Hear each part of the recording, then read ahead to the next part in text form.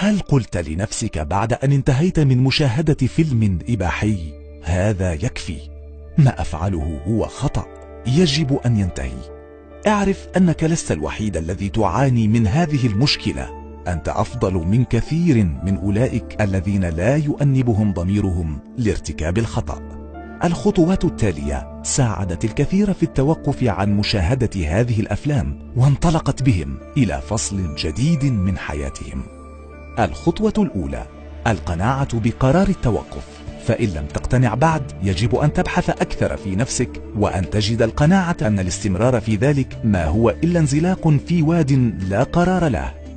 كلما ضعفت، ذكر نفسك بقوتك، وحول الأفكار السلبية إلى أخرى إيجابية. الخطوة الثانية: اجعل الله عونك في رحلتك. تذكر أن نيتك الطيبة سيجازيها الله بالعون، ويساعدك في مسعاك على التوبة لوجهه الكريم. الخطوة الثالثة: حاسب نفسك. حلل واقعك بدقة وأجب عن هذه الأسئلة: لماذا وصلت لهذه المرحلة؟ ما هي المحفزات التي تجعلني أتجه لمشاهدة هذه الأفلام؟ الخطوة الرابعة: توقف الآن فور ما تقرر التوبة، ولا تؤخرها لغد أو يوم آخر، وأخلص لله دعاء أن يعينك في مسعاك، وابدأ رحلتك للحرية. الخطوة الخامسة: نظف بيتك. قم بإتلاف الأقراص الصلبة ومسح النسخ الإلكترونية من جهازك. تخلص من مفتاح غرفتك، وتعلم أن تترك باب غرفتك مفتوحا، خاصة عندما تكون على الكمبيوتر، فهذا يحد بشكل كبير من خلوتك مع نفسك التي يسول لك شيطانك مشاهدة هذه الأفلام فيها. الخطوة السادسة: صحح سلوكك الجنسي.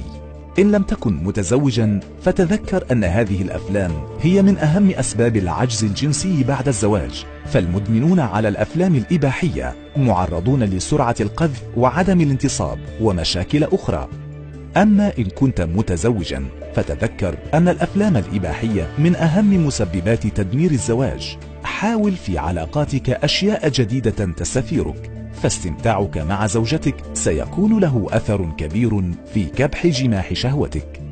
الخطوة السابعة: أنت أعلم الناس بنفسك، فحاول قدر المستطاع تشتيت هذه المحفزات متى وجدت.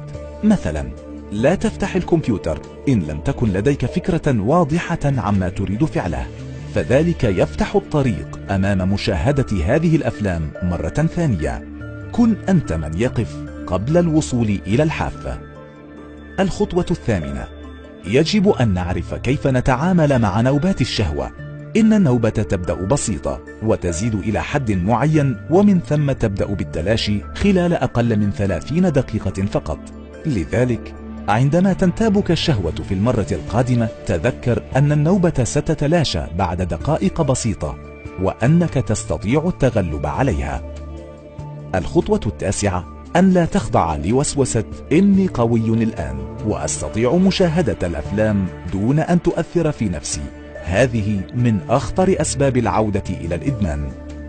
الخطوة العاشرة: كافئ نفسك وشجع نفسك، سيساعدك ذلك على تقوية همتك. عندما يوفقك الله للتخلص من هذه العادة، ساعد غيرك. قم بمشاركة من تعرفهم بتجربة هذه الطريقة.